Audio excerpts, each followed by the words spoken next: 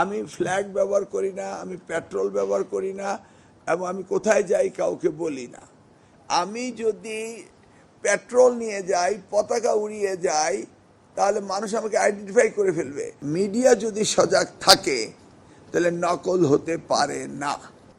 একবার দুইবার যদি কোনো কারণে ঢুকে পড়ি, সকলেই দাঁড়িয়ে যায়, 2 মিনিট নষ্ট হয়। এপিএসসি জেএসসি যে পরীক্ষা পদ্ধতি চালু করা হয়েছিল, সেটা স্টেক হোল্ডাররা, অংশীজনরা চায়নি বলেই লাস্ট গভর্নমেন্টই বন্ধ করেছিলেন। যারা শুরু করেছিলেন তারাই বন্ধ করেছিলেন।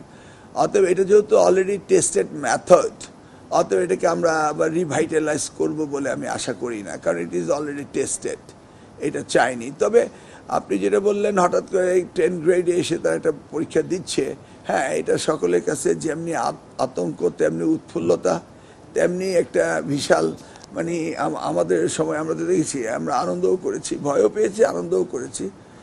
এই জায়গাটাতে আপাতত থাকুক। আমরা জিএসসিতে যেহেতু এটা ভালো হয়নি, সেই জায়গায় ফেরত যাওয়ার কোনো কারণ নেই।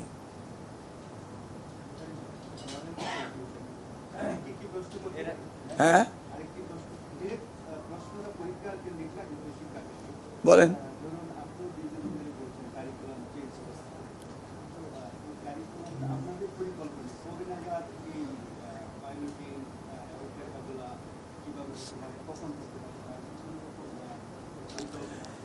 হ্যাঁ, কারিকুলাম নিয়ে আমরা বিশেষজ্ঞদেরকে, আমি মন্ত্রণালয়ের দায়িত্ব পাওয়ার পরেই তাদেরকে কারিকুলাম নিয়ে কাজ করার জন্য বলেছি, তারা কাজ করছে। গতকাল থেকে আমি ডিরেক্ট সুপারভিশন শুরু করেছি, আজকেও সেই সুপারভিশন। এখন থেকে আমার নন স্টপ কারিকুলামের উপর সুপারভিশনেই আমি কাজ করব সামনের কয়েকটা দিন। দেখি কি করা যায়, করতেই হবে, এর কোনো বিকল্প নেই। দেখুন, প্রশ্ন ফাঁস করবে যারা, তারা যেই যন্ত্রটি ব্যবহার করে সেই যন্ত্রটিকে আবার কারেকশন করার লোকও তো রয়েছে। সাইবার ক্রাইম যেন আমার এই সেক্টরে না হয়, এটা আমার অনেক দিন ধরে পূর্ব প্রস্তুতি আমার ছিল, এবং সাইবার ক্রাইম স্পেশালিস্টদেরকে আমি যারা যারা সংশ্লিষ্ট রয়েছে এই প্রশ্নপত্র এবং ম্যানেজমেন্টের সাথে, তাদের সকলের নাম্বার আমি সাইবার ক্রাইম অথরিটির কাছে দিয়ে রেখেছিলাম। ইফ এনিথিং হ্যাপেন্স, তারা ইমিডিয়েটলি লোকেট করতে পারবে, কোথা থেকে লোকেট করতে পারবে, এবং সেটাকে কীভাবে ব্যবস্থা নেওয়া যায়, সেই ব্যবস্থা সব কিছু কিন্তু বাংলাদেশে রয়েছে। ব্যবহার করছি না আমরা, এখানে কিন্তু সব সিস্টেম রয়েছে, এবং সব ধরনের এই আর্টিকুলেট টেকনিক্যাল হ্যান্ডও রয়েছে।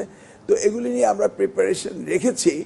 দেখা যাক, তারা ট্রাই করুক, আমরাও ট্রাই করি, দেখা যাক। Let's face the problem, but I am ready to face the problem. আপনারা যারা জুনিয়র সাংবাদিক রয়েছেন আর যারা সিনিয়র রয়েছে, সিনিয়ররা জানে যে 2001 সালে আমি এই বিষয়ে কতটা সিরিয়াস ছিলাম। অতএব সেই সময়ে এত মিডিয়া ছিল না, তারপর আমরা নকল প্রতিরোধ করতে পেরেছিলাম। এবার তো মিডিয়ার অভাব নেই। এবার মিডিয়া যদি সজাগ থাকে তাহলে নকল হতে পারে না, এটা আমি বিশ্বাস করি। এমন কোনো উপজেলায় নাই যেখানে 30-40 জন সাংবাদিক না আছে।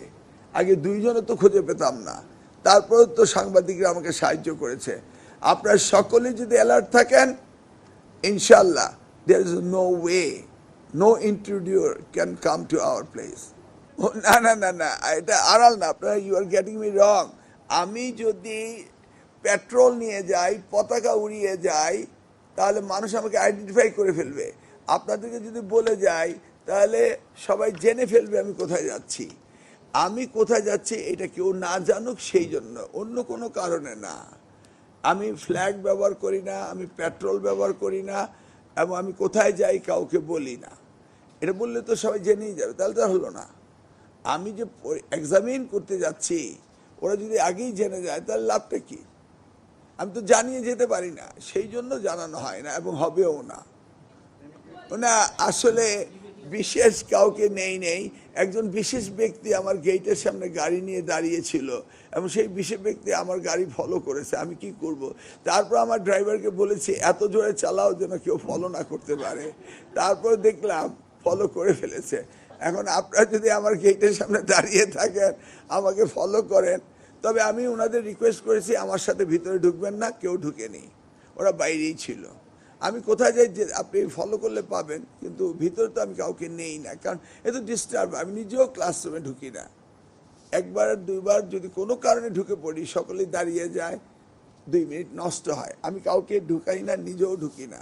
আমি জাস্ট দেখতে চাচ্ছি পরিবেশ কেমন হচ্ছে, বা আমার আগামী দিনে কি করা উচিত, কোন জায়গাটি আমার ত্রুটি রয়েছে, কি করলে আমার ভালো হবে। এই যে সারা বাংলাদেশে আমি ঘুরলাম, আমি শিক্ষকদের সাথে কথা বললাম জানার জন্য, সামনে পরীক্ষাকে কেন্দ্র করে আমি এই কথাগুলো বললাম। এই যে আমি স্কুল কলেজে যাচ্ছি, ইচ্ছে করে বাথরুমে ঢুকি, দেখি বাথরুমটা কেমন, পরিবেশটা কেমন, কি অবস্থা। না দেখলে, সেইং ইজ বিলিভিং, না দেখলে তো বিশ্বাস করা যায় না। আমি সেই কারণেই এগুলি করি। আমি ঢাকায় বসে, সিসি ক্যামেরা রয়েছে, আমি ওই স্কুলের হেডমাস্টার বলতে পারতাম আপনি আমাকে কানেক্টেড করেন, আমি কিন্তু করিনি। আমি গিয়ে গিয়ে দেখছি, কারণ কানেক্টেড করার তো আমার মন্ত্রণালয়ের কন্ট্রোল রুম রয়েছে। I want to get more involved, grassroots level, to see what are the problem. নিজের ও পরিবারের নিরাপত্তায় সব সময়ই থাকুন আপোষহীন। নিরাপত্তায় আপোষ নয় আর। ঘরে রাখুন আরএফএল ল্যাডার।